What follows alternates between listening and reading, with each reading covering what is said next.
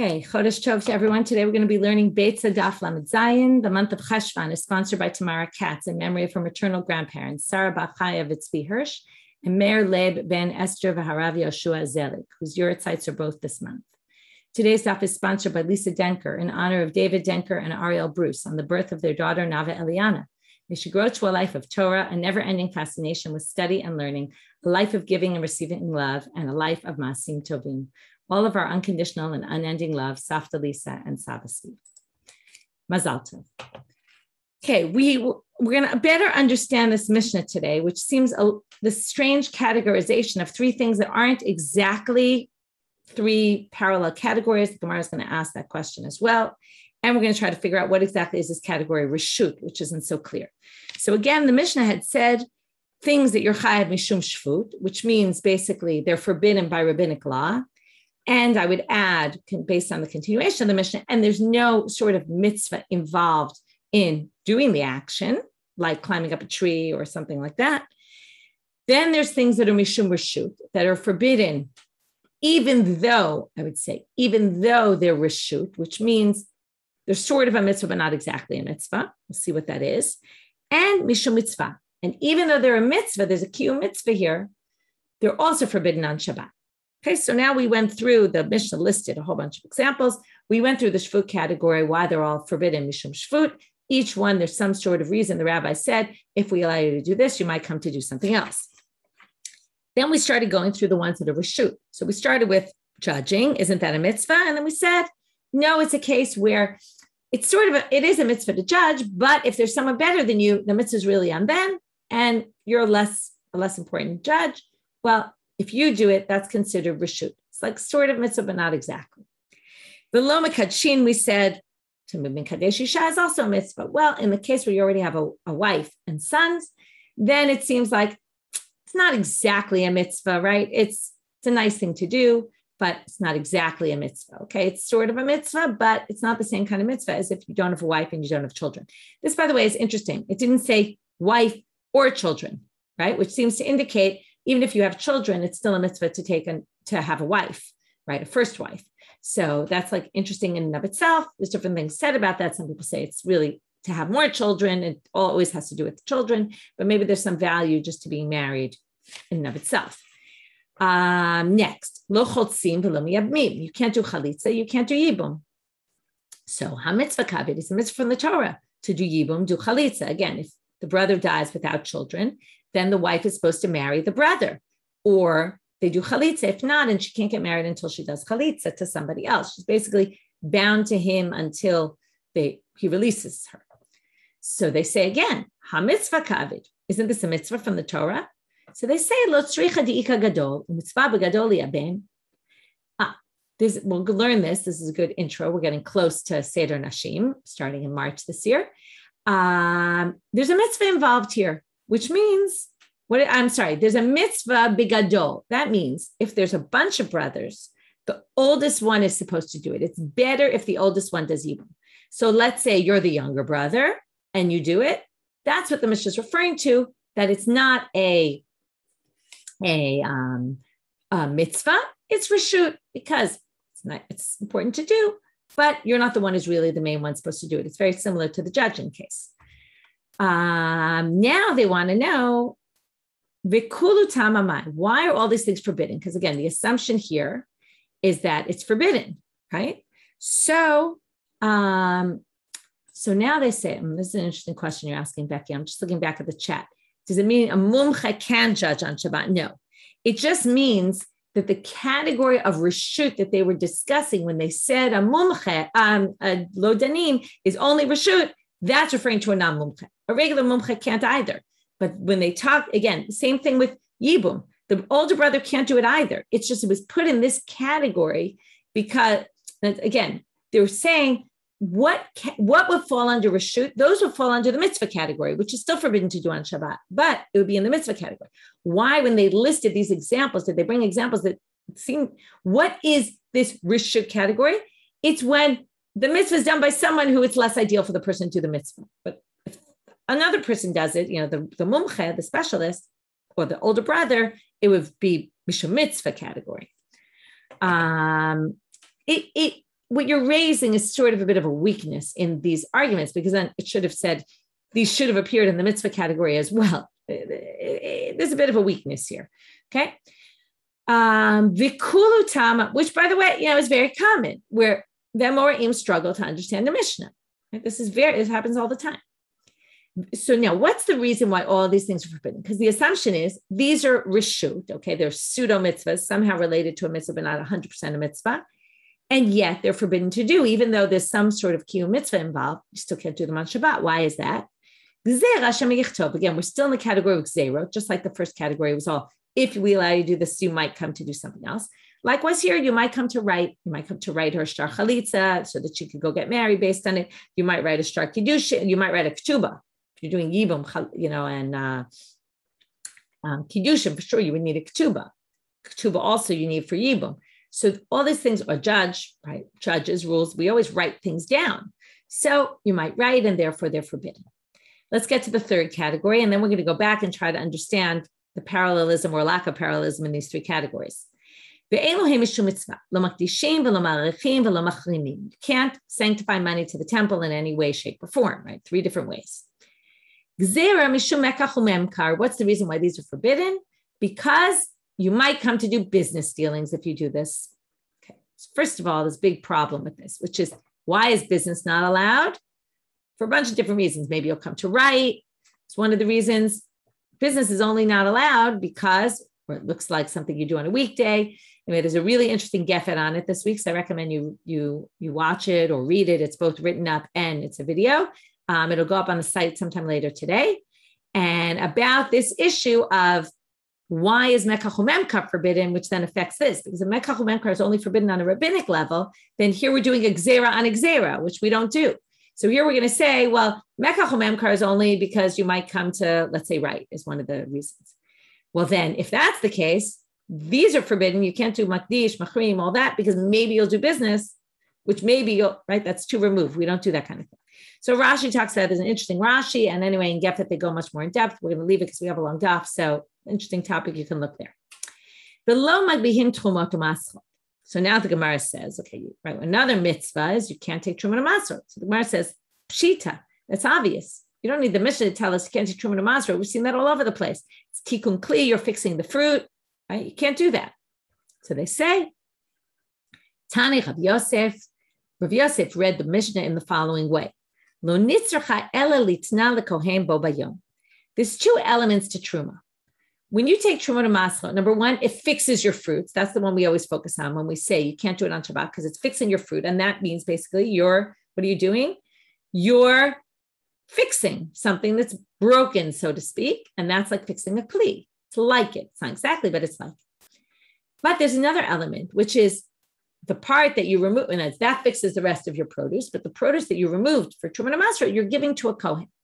There's no fixing involved there. You're just giving it to a Kohen. So comes Rav Yosef and he says, you might have thought that there's different reasons why I'm mafresh. One is so I can eat the rest of my produce. The other is so I can give the Kohen something to eat. So maybe in order to give the Kohen something to eat, particularly on Yantif, right, or Chal Nefesh, maybe I'm allowed to do it. Doesn't look like I'm fixing my fruits if I'm not really planning to eat my fruits, and my main purpose is to give to the Kohen. The whole thing is it looks like you're fixing something. It's not going to look like I'm fixing something if I'm just doing it to give to the Kohen. So they say, okay, so Hanimile, this, by the way, if you're going to say it's just to give to the Kohen, and that's the Chiddush of the Mishnah, Hanimile pera de tefile me'etmo. By the way, this whole thing that you can't be mafresh truma masro to give to the Kohen is only if they were tevel yesterday. But, okay, which is normal, right? Because usually you pick your fruits the day before and they're tevel already. That's the classic case anyway. However, he's going to give an example, which we've discussed already in our Masechet, of a pere de tefile ha'ina, but something that became tevel today, kigon isali fushe mimena chala, like chala, I made a dough, then I become chayav and chala on Yom Tov, then I'm allowed to give it to the Kohen on Yantif. We already discussed this. In fact, when we discussed this, we actually gave a different reason. We said that challah is not exactly like Truma Masra. This sugya seems to be different than the sugya we saw earlier. This sugya seems to equate them 100% and think they're the same. And yet it distinguishes and says the distinction is not because of challah versus Truma Masra. The distinction is that it became tevel today. Since it became tevel today, and that means it wasn't a problem when Yantif started, So when it became tevel today, mafrishina v'yavin the kohen. In that case, you're allowed to actually give it to a kohen. Okay, if you're taking out the challah to give to the kohen, you're allowed, and even to fix your dough, you're allowed. Okay, so that's an exception to the rule. Again, we explained it was an exception for a different reason, which is that you can theoretically eat it without even taking the truma. It's different. It's not. It doesn't have the same level as tevel. Okay, before you've taken the challah, but here they seem to give a different reason because it became tevel today rather than it was tevel before yantiv. Now let's go back to the Mishnah. They're going to first question this. Now, all these, if you already noticed, every single thing in this, both the shvut, the reshut, the mitzvah, why are they all forbidden? Gzera d'Rabbanan, the rabbis forbade it because it looks like Mecca, right? It's like Mecca chomem kar, you might write, all those things, right? Gzera mishum. So the Gemara says, now, which basically means they're all shvuts, not just the first category is shvut. Shvut means the rabbis decreed. So the Gemara says, V'hanim mishum reshut ika, mishum shvut leika. The category of reshut is because of reshut. It's not a shvut. Isn't it a shvut also?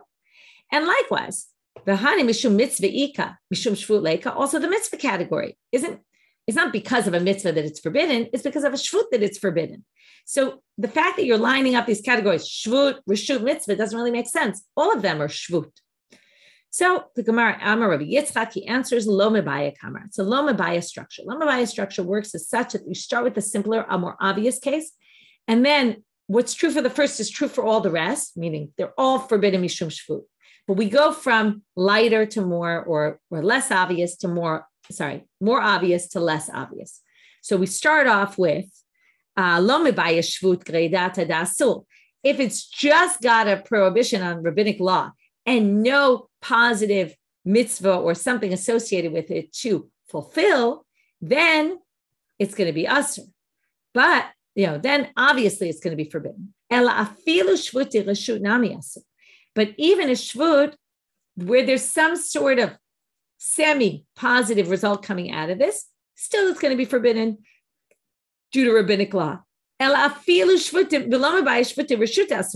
going to say, and not only that is forbidden, but even if there's a complete kiyum mitzvah, you're doing a mitzvah by doing this action, still the rabbis forbade. So basically, the three categories, shvut, reshut, and mitzvah, isn't exactly parallel, and that's what they're pointing at. They're really asur mishum shvut, and it's going from, and now they're parallel. It's shvut without any mitzvah, shvut with a somewhat mitzvah, and shvut with a complete mitzvah, and yet they're all forbidden by rabbinic law. Okay, so someone asked, is tchumen d'Rabbanan or d'oraita? I'm not sure why you asked it now, but tchumen is d'Rabbanan. There's a machloket. Is tchumen d'oraita or d'Rabbanan? We've seen that before. There's a big machloket about it. So I'll answer that simply with that. Okay, we're going to get to tchumen in a little bit. Kol elu b'yom tov amru. Now we're going to have a problem with our Mishnah. Our Mishnah says, and this will take us to the next Mishnah, this section. Our Mishnah said, Kol elu b'yom tov, right? And b'Shabbat, and it also started off by saying, anything you're chayav on Shabbat, you're chayav on Yantif, mishum shvut, right? All the rabbanans of Shabbat are also relevant for Yantif. Anything they said about Yantif is true for Shabbos, except for ochal nefesh. Now that directly contradicts our previous Mishnah. Uriminu says in the previous Mishnah, mishilim derech aruba b'yom tov, but lo b'Shabbat. That's not ochal nefesh. You're allowed to take fruits down the chimney if you want to protect them from getting destroyed. That's a clear, not ochal nefesh. You're not eating those fruits. So, and there we distinguish Yantav and Shabbat. So that clearly contradicts this Mishnah. We're going to have two answers. The first one will be rejected. The second one they're going to try to reject, but in the end say it's okay. And each answer is going to basically say it's a machloket tanaim. So these two Mishnayot that Rabbi Yehuda Nasi organized very nicely, one right next to the other, as if one flows into the other. Really, the previous one is one opinion, and our Mishnah is a different opinion. Who are these tanaim that match up to the Mishnah? That's going to be two different opinions here. Amar Rabbi Yosef, lo kashya, ha Rabbi Eliezer, ha Rabbi Yoshua. One is Rabbi Eliezer's approach, one is Rabbi Yoshua's approach. Where do they have a debate? In the following Beitzah. We talked about this Beitzah not so long ago. Otov et bino shenaflu labol. Remember, there's a prohibition by Torah law to slaughter an animal and its offspring in the same day. Okay, they can't be slaughtered in the same day. So if an animal and its offspring fall into a pit on Yantif, what do? You can only take them out, right? On the one hand, we have Tsar Balei Chayim, which is one issue, right? The animal suffering inside. Number two, we have a hefsed, kaspi, like the perot. You're going to lose the animal potentially. Something can happen to it in the pit. So what do we allow you to do? So that we're going to have a debate. If it was two random animals, you'd be allowed to take them both out in the intent that you would slaughter them, but you can't possibly slaughter both these animals today on Yantif. So therefore, how do we resolve?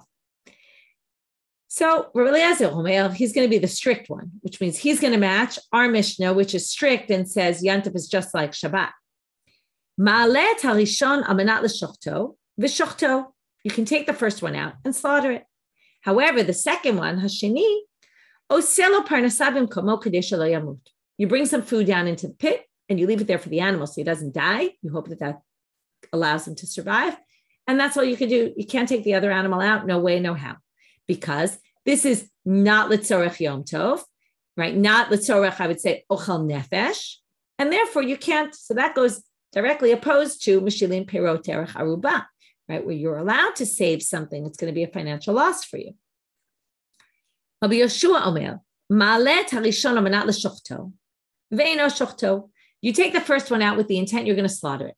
You look at the animal, you say, you know what? I prefer the one inside. I don't really want to slaughter this one. So when you took it out, you intended to slaughter. So your action was perfectly permissible. Now you change your mind, which you could do on Yantif. You could say, I don't want that animal. I want a different animal. At that point, right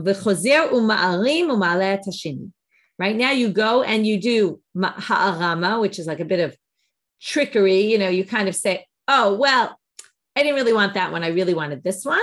Right? Why is that trickery? Because you knew in the beginning you were going to do that. But at that moment you had in your mind, I want to slaughter this one. So you were allowed to take it out. Then you say, I'm changing my mind. I actually want that one. And then you can pull it out. No problem. So he seems to say that you're allowed to, at least in some way, right? In this case, you had to use harama, but you're allowed to save something that's going to be a financial loss. And Yantif, even though it's not ochal nefesh, that will match the Mishnah about the mishilim perot terech aruba. So Amar Abaye, what are you talking about? He says, you're comparing two unparalleled cases. Dilma Adkan lo ka'amar Rabbi Eliezer Hatam. He's now going to say that Rabbi Eliezer would say differently here, and even Rabbi Yeshua would say differently here. How so? When Rabbi Eliezer said there that you can't do it, that's because there was a way to save your financial loss by just giving him some food in the pit. But here it's not going to help if you bring out some food for the fruits to eat, right? They're going to get ruined no matter what. There's no way to save them other than bringing them down. So maybe Rabbi Eliezer, who's strict there, will be more lenient here. And that's focusing on the financial loss aspect, right? Because there's a way to avoid the financial loss there, do it that way. And don't bring it, don't pick it up. But here, since there's no way to avoid it, you'd be allowed to. Inami, alternatively, from the opposite perspective, you could say, Rabbi Yeshua is lenient there, wouldn't be lenient here. Why not? There, at least you had a solution. In other words, again, it was a little trickery, but you could theoretically explain, my mind was not to slaughter this one. Now my mind is to slaughter that one. In the end, all of it could fall into ochal nefesh in that way, because really you were bringing each of them up in order to slaughter and eat. Aval hacha dilo efshar la'arume. Here, there's no ha'arama. If you want to save your fruits, you put them down through the chimney. It's clear what you're doing. It's clear that you're not doing this for any ochal nefesh purposes. You're not eating them. Therefore, maybe Rabbi Yeshua wouldn't permit. So this isn't a good comparison. We reject it. Ela amar Rav Papa. Rav Papa gives a different reason. Now, before we get into his reason, I want to just make it clear what our Mishnah is talking about. Mishilim perot derech haruba. We're talking about carrying. There's two issues of carrying. One is carrying muktzah things, right? Things that are not designated for use that day. And one is carrying in the public domain and all that, right? We know carrying in the public domain is forbidden by Torah law, and carrying from private to public, all that. We learned about that a lot in the beginning of Masechet Shabbat and in Eruvin, etc. Then we have an issue of muktzah, or our issue is like a crossover between muktzah, because you weren't planning to use it on Shabbos or Yantif, those fruits that were out there, and sort of a tircha, right? Carrying things that are theoretically maybe permitted to carry, but carrying them in a way that's a burden is a problem, right? However, we're going to permit it here. Okay, we're going to permit it because of the financial loss, but really the issue is, number one, it's both are associated with carrying items that are somewhat muktzah, right? These fruits were muktzah, and it's carrying them within your house. So now which is not the same as carrying outside. However, the reason I said this is because now we're going to bring a machloket Beit Shammai Beit Hillel about carrying outside your house, okay? And we're going to compare it. We're going to say, and now it's going to go back to a Mishnah we already learned. It's not. Beit Shammai אומרים, אין מוציאים לא את הקטן ולא את הלולב ולא את ספר תורה לרשות הרבים ובית הלל מתירים. Beit Shammai does not allow you to carry anything unless it's for eating purposes. If it's not food, right? Remember we learned kevan shutra litzorech, right? Beit Hillel says hutra shelo litzorech. Since we allowed carrying for the purposes of food, we'll already allow it for other purposes as well. And Beit Shammai said no way, no how. Only for food purposes. You can't carry out a child. You can't carry a lulav, even though there's a mitzvah maybe to take a lulav on Yantif. You can't carry a lulav. And again, we made Xera, you can't, whatever, but theoretically, and to say for Torah, which you might need also for the holiday, you can't carry those out because they're not food-related things. And Beit Hillel matirim. So now we could say, so if Beit Shammai is so strict with carrying in the public domain on Yantif and doesn't allow, right? We don't hold this way because we allow all carrying on Yantif as long as it's for some purpose, right? If it's for no purpose at all, it's a problem. But if it's for a purpose other than Ochal Nefesh, we still allow it. So if that's the case, Beit Shammai will say, and likewise, you can't carry these fruits down the chimney because there's no, right? It isn't hotza'ah or it isn't tiltul, right? Again, it's a little tricky because we're comparing hotza'ah and tiltul. Hotza'ah is carrying out, right? In a public domain or from private to public. Here we're carrying within your house, but it's tiltul, right? It's carrying, it's similar. Okay. So they're going to say, just like Beit Shammai is strict there and doesn't allow carrying shelo l'tzorech for not for the purposes of food. Therefore, he won't allow also the fruits. That's our Mishnah, which says anything forbidden on Shabbat is forbidden on Yantiv other than Ochal Nefesh. Whereas Beit Hillel, who permits that, will permit this. So the Gemara says, Dilmaloi, again, not a good comparison. You're comparing two things that are different. Tiltul is carrying things within your house. That's muktzah-related issues. And like I said, maybe it's a tircha issue. There's a problem to carry something within your house. That's not the same thing as carrying something outside your house. The fact that Beit Shammai are strict when it comes to carrying outside, that's because that's Asur Midaoraita. These are like the Rabbanit issues. They wouldn't necessarily forbid it in this case. So it's not a fair comparison.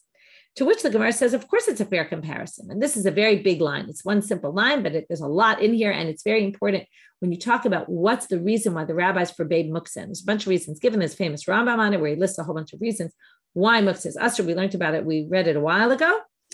I'm not going to go over it again now, but atu tiltu lav tzorech hotzahu.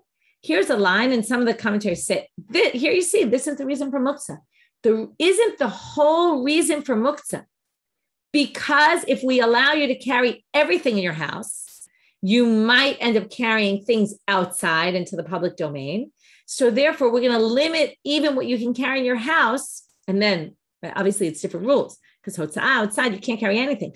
But we're going to limit what you can carry in your house so that you're more conscious of carrying things in general. And then you won't come to carry them outside. And that's one of the reasons given for muktzah. This makes it sound like that's the only reason for muktzah. It doesn't. It's not the only reason for muktzah. But what they're saying is tiltul and hotza'ah are connected. They are. So if Beit Shammai is going to be machmir with hotza'ah, they'll be machmir with carrying inside as well.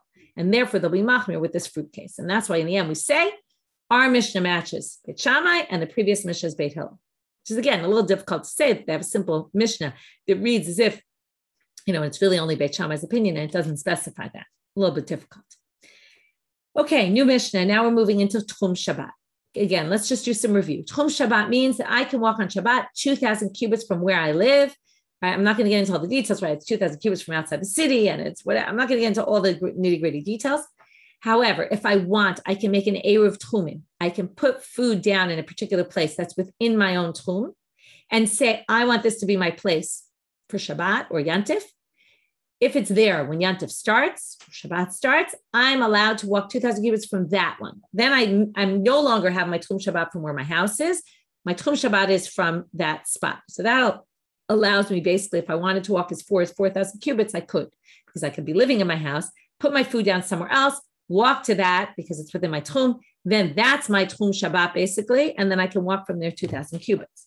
So now, not only is Tchum related to me, but it relates my tchum, whatever my tchum is that Shabbat, whether I did an Erev, didn't do an Erev, whatever it is, it's not only for me, it's also for habehema va'kelim. My animals and my utensils also can only be brought as far as my tchum goes. We've learned about this before. Hamosel behemto, not in this Masechet, but we've learned about it in, I believe it was in Eruvin, I assume. Okay. So now they say, Hamosel behemto libeno o liroeh. If I pass on my animal to my son or a shepherd, it's not clear here, and the commentaries disagree. Are we talking about I gave it to him on Yantif or before Yantif? Hare'elu kiraglei ba'alim. They go by the owner, meaning the shepherd can't take it as far as he can walk. He can only take it as far as I can walk. Kelim hamiyuchadin le'echa min ha'achim shebabayit. This is very interesting. We, let's say, inherited a house together, me and my siblings. And even if we all live in the house, okay, but let's say I did an Erev there, and my brother did an Erev somewhere else. So we have different areas we can go on Yantif. So what if all the items are shared between us? Theoretically, they can only go to a common ground where both of us are allowed to walk on Shabbos or Yantif. However, if there are things that I particularly use, okay, I'm sure this happens in your house where there's items that belong to, let's say, you're the owner of the house, they belong to you, but different children use different things, right? Like I love when my kids complain and, argue about clothing. Oh, it's mine. Oh, it's mine. What do you mean it's yours? I bought it, right? It all belongs to me. But something, right? It's miyuchad. And here it's interesting. They give halachic status to that. You're the one who normally uses it, right? Maybe they could use it as a claim when someone tries to take their clothes. And I kind of say, what do you mean? Well, it's all shared, but no, this is miyuchad to me. And therefore, if it's mine, I can take it as far as I can go, even if I have a different tchum than someone else in my house. So hare'elu kiraglav, they go by you. But she'em miyuchadim, but if it's just, shared like our kitchen dishes that everybody uses equally, then hare'elu kimakom sholchim. Then it goes by where common ground of everybody in the household. Okay, again, this is not talking about a household like a regular household where there's parents and there's children and it's all kind of one ownership. But we're talking about shared ownership where siblings are living in the same house together that all inherited, and it's all property that's shared by each of them separately. The truth is, I'm not sure I would work in a household where there's a wife and a husband and they each did an Erev somewhere else. Again, maybe the same problem would apply. If you borrow a utensil from a friend before Yantif, it goes by wherever you can go, because when Yantif started, it was yours. But if you borrowed it on Yantif, then it goes by the person who borrowed it, who lent it to you, because when Yantif started, it was theirs. Again, we get into the women, because this is what the women were doing here. You get an interesting case. Spices, water, and salt for her dough. So now she makes bread with, let's say, her own flour, but her friends' salt, spices, and water. So they go kiraglei shtehen. It's shared property, so it can only be, right, this bread is a mixture of your stuff and my stuff, and I borrowed it on Yantif. It can only go, this bread can only be taken as far as both you and I are allowed to walk, and it's only the overlap between where our tchumen overlap. Rabbi Yehuda poter b'mayim mipnei she'en behem mamash. She says water is an exception because water doesn't have anything. It's not real. It's not something tangible, right? Because it just gets mixed up in the dough. Some people say, well, so does salt. So some people say it's a unique salt, that it was a coarser salt that you did still send. It's a good question. Maybe salt you taste and the water you don't taste. Maybe that's a good reason. Okay, that's an aside. Gemara starts off and says, matnitin delo Rabbi Dosa. It seems like our Mishnah doesn't match Rabbi Dosa. We're now going back. So if you give it to a shepherd or your son, it goes by the owner, not by the shepherd or the son. We're going to see that Rabbi Dosa says otherwise. Tanya Rabbi Dosa Omer, Amela Abba Shaul Omer. It's either Rabbi Dosa or Abba Shaul. For the purposes of our studio, we're going to call it Rabbi Dosa. If you purchase an animal, this isn't the same law. This is something different. You purchase an animal from a friend on Erev Yantif, even though there was no kinyan yet. In halacha, kinyan is very critical. Okay. If I pay money, that doesn't mean it's mine. Okay. Nowadays, right, if I paid money, I'd say, oh, I paid the money, it's mine. But in those days, it wasn't through money. It was through passing the object. That's what you acquired it. So even if I didn't acquire it till Yantif, but we already agreed that I was buying it,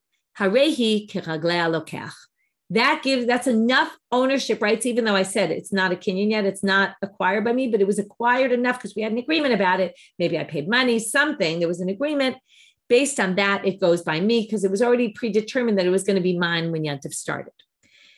Here comes the important part of Rabbi Dosa. Even if you didn't even give it to him, and as you only gave it to him on Yantif, all the more so before Yantif, if you had given it to him, it goes by the shepherd. So here you see whether it's before Yantif, whether it's after Yantif, it goes, whether it's on Yantif, it goes by the shepherd. Our Mishnah said it goes by the owner, even though it wasn't clear whether it's before Yantif, but it doesn't matter. It contradicts this. So what do we say? Afilu tema Rabbi Dosa. No, we can explain our Mishnah according to Rabbi Dosa, and now they're going to explain our Mishnah differently than what we thought. V'lo kashya, kam b'ro'eh echad, kam b'shnei ro'im. The case must be that you didn't give it to him before Yantif, but if there's only one ro'eh in the town, then we know that you're going to give it to that shepherd. And therefore, even if you didn't give it to him until Yantif, it's obvious. It's like the lokach. It was clear it was going to him, even though there hadn't been this transaction. Likewise, it was clear it was going to that ro'eh. That's Rabbi Dosa. Our Mishnah is where there's two ro'im. And that way, it's not clear from before Yantif which one you're going to give it to. And that's why we have to keep it kiraglei haba'alim, the owners, and not the shepherd. Daikanami dekatane. And now they do an inference from the Mishnah, which I'm not convinced is such a clear inference, but livno o liro'esh mamina. It says to his son or to the shepherd. Now, when we read the Mishnah, or when I read it, I assumed it meant either you have a case where he plans to give it to his son, or you have a case where he plans to give it to a shepherd. But the way they read it is, you're going to give it to your son or the shepherd because that's all there is in town. There's your son and there's another shepherd. They're the only shepherds in town. And therefore, but since there are two of them and you're not clear which one you're going to give it to, therefore it's going to go by the Baalim. And some people say the Chiddush is that even though one of them is your son and maybe it's more likely you would give it to him, still it's going to go by you because there's still lack of clarity as to who you're going to give it to. Right? You could imagine the situation where he doesn't maybe trust his son as much as he trusts someone else. Right? Children often feel that their parents don't always trust them 100% to do things. You could see maybe why. Okay, now we're going to say, Amar Rabba Bar Chana, Amar Rabbi Yochanan. Okay, we now have to read this sugya as if we didn't just read the previous one. The previous one, let's just review. First brought Rabbi Dosa to say, it seems like Rabbi Dosa contradicts our Mishnah. And then we said, no, we can explain Rabbi Dosa within our Mishnah. The Rabbi Dosa was talking about when there's only one shepherd. Our Mishnah was talking about two shepherds. And even Rabbi Dosa would agree if there's two shepherds, it's not clear who you're going to give it to. We're going to go by, it can only be taken as far as the owner, not the shepherd. So now, pretend you didn't really learn that sugya other than learning Rabbi Dosa's opinion. Amar Rabba Bar Chana, Amar Rabbi Yochanan, halacha ke Rabbi Dosa. We paskin like Rabbi Dosa. So now the Gemara says, Umi Amar Rabbi Yochanan hachi. Could he really have said this? Pahama Rabbi Yochanan, halacha ke stam mishnah. We know there's a principle that says that Rabbi Yochanan always holds by a simple Mishnah. That means if there's a Mishnah without a debate recorded in the Mishnah, Rabbi Yochanan holds that way. So let's take our Mishnah. There's no debate according to our Mishnah. Simple reading, right? It goes by the owner. And that goes against Rabbi Dosa. That's why I said, forget what you read a minute ago, because we just explained our Mishnah could be explained according to Rabbi Dosa. Now we're assuming the Mishnah is the simple reading of the Mishnah. And there's no debate about it. Rabbi Yochanan must hold that way. That goes against Rabbi Dosa. And it says in the Mishnah, and not ro'im, like Rabbi Dosa said. So now let's imagine we do know what we just learned. And the Gemara says, didn't we just explain that the Mishnah is two ro'im, in which case Rabbi Dosa would agree with our Mishnah, in which case Rabbi Dosa doesn't disagree with our Mishnah, in which case if you paskin like our Mishnah, you could also paskin like Rabbi Dosa, and therefore there's no question on Rabbi Yochanan. Tanu Rabbanit. Now we're going to bring a Beitzah that talks about, details out what happens when you own something together. And then we're going to get into more complicated cases of together. So now, okay, I'm going to go back to my girls in clothing and sharing clothing because that's what the topic of today is. Two people borrowed a chaluk b'shutfut. Okay, right? I'm thinking more of like in my house. I'll tell you in a second what came to my mind. Okay, they borrowed a garment. One wanted to wear it in the morning and one wanted to wear it in the afternoon, right? This happens in my house where there's a dress everybody likes. One wears it Friday night and one wears it Shabbos morning. This totally happens, right? This is exactly that. Same item of clothing to be worn by one person one person the other, right? The only difference between that case and this case was you borrowed something together. Right? It's all the same though. The point is you own this jointly right now. Okay, even though in this case you don't own it, but borrowing is for this purpose the same as owning. Now, what's the issue? One of them had done their Eruv further north, and one of them had done their Eruv further south, which means that there's only a certain overlap between their between where each one can go. So therefore, right? Imagine I put my house at my Eruv 1,000 cubits from where we were. They put the Eruv 1,000 cubits in the other direction. So I can walk 2,000 cubits around my Eruv. They can walk 2,000 cubits around my Eruv. There's 1,000 cubits of overlap. We can each carry that garment within the 1,000 cubits, but we can't go the other direction. Okay, I can't go as far as my Eruv lets me because I can only go as far as our Eruvs overlap. Okay.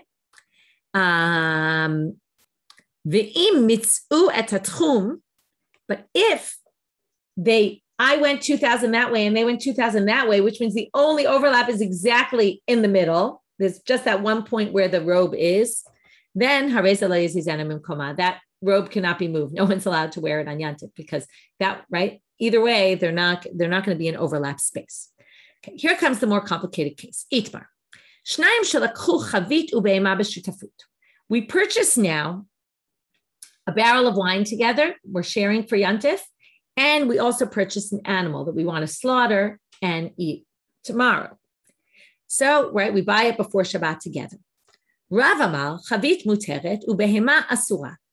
The barrel is permitted to split, and everyone can take the barrel as far as their own Eruv is concerned, even though, right, when Yantif came in, we hadn't split it.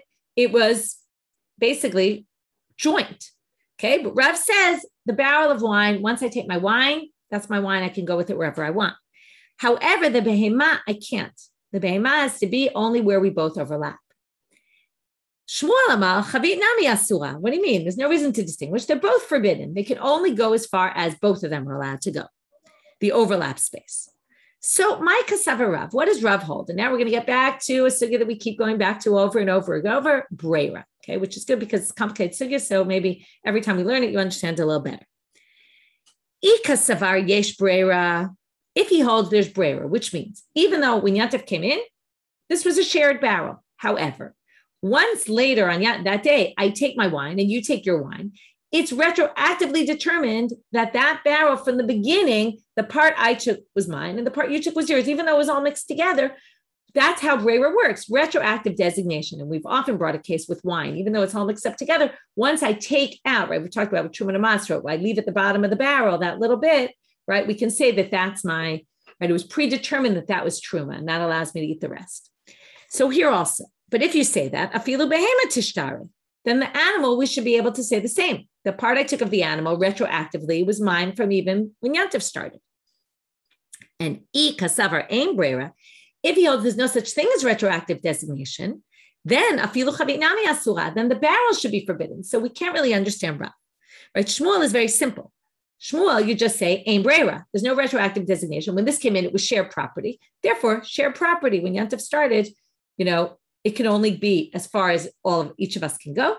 Therefore, even once we split it, it's the same. But Rav is very confusing. So the Gemara says, La'olam kasavar yesh breira. Really, he holds there is breira. Why is an animal different? It's very interesting. The animal was alive when Shabbat came in. That means that if I say, let's say, this leg was mine and that leg was yours when Yantif started, right? When in the end we split it up and I get one leg and you get one leg, we could say that leg was mine when Yantif started and your leg was yours when Yantif started. However, what's the problem? Those two legs were connected to each other because the body works out, right? Each part of the body is connected to the other part and they work together. So you can't, even if you go retroactive designation, when Yantif came in, they were feeding off each other, so to speak. Okay, not really feeding, but right, they use the language Yom Kim. They were nursing from each other.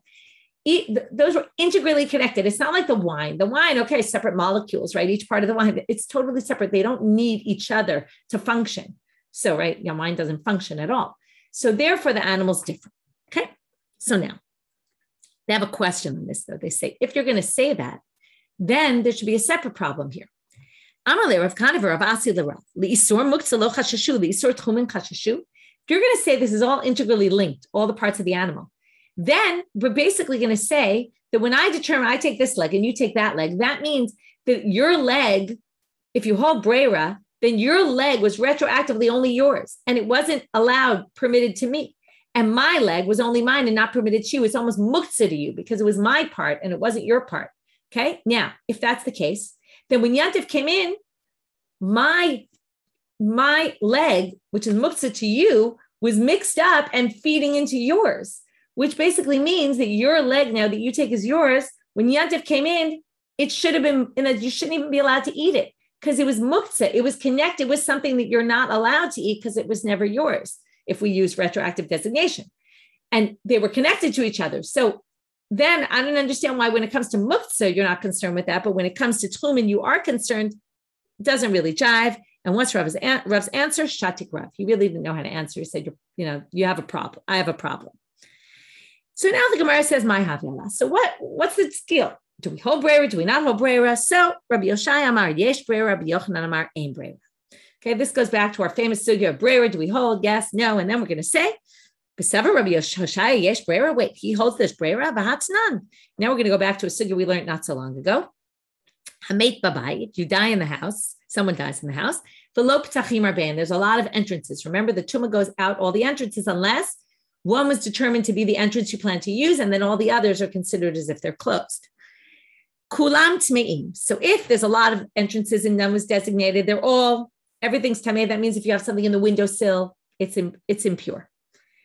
But niftach echad mehem. But once you open one of them, hu tamei b'kulam torim. Then it's determined you're going out that window or that door, and then all the rest are not problematic, right? Don't become impure.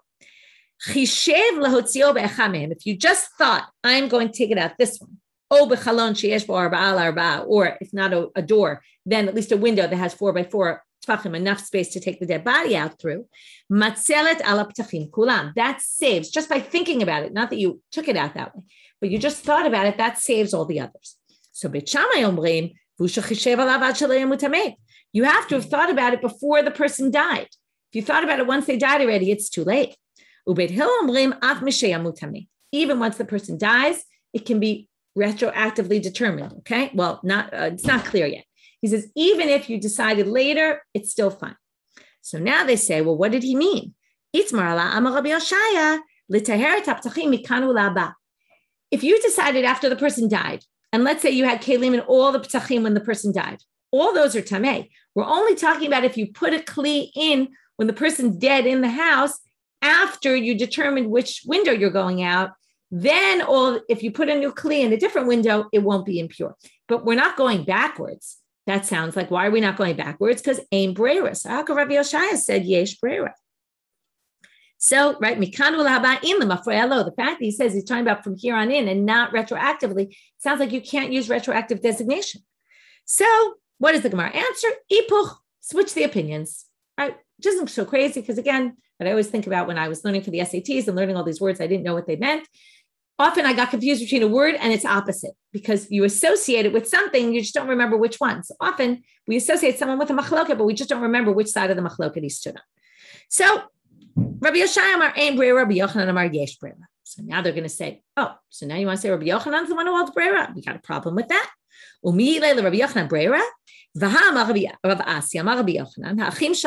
back to, again, brothers who divide up an inheritance.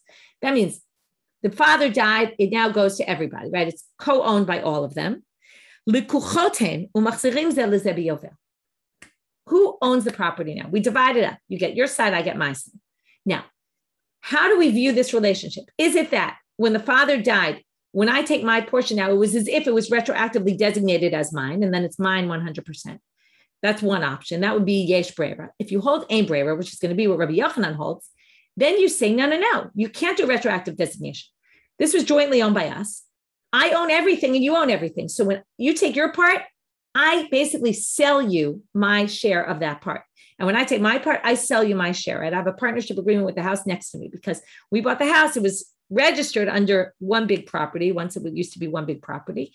And we had to make a partnership arrangement saying my stuff is mine and your stuff is yours, because otherwise legally we each have rights to each other's property. So brothers are the same way, in which case what will happen when the Yovel year comes, the Jubilee year, it will go back to be shared property at that point. Okay. It goes back to its original status because they're viewed as buying and not as it was retroactively designated from the beginning that the part I took was mine and the part you took was yours. So Rabbi Yochanan clearly holds ein breiras. How can you say he's the one who holds yesh breira? The chitema, you might want to say, maybe he doesn't have breira on a doraita level. This is the law of Yovel. That's Torah law. Maybe he's strict when it comes to Torah law.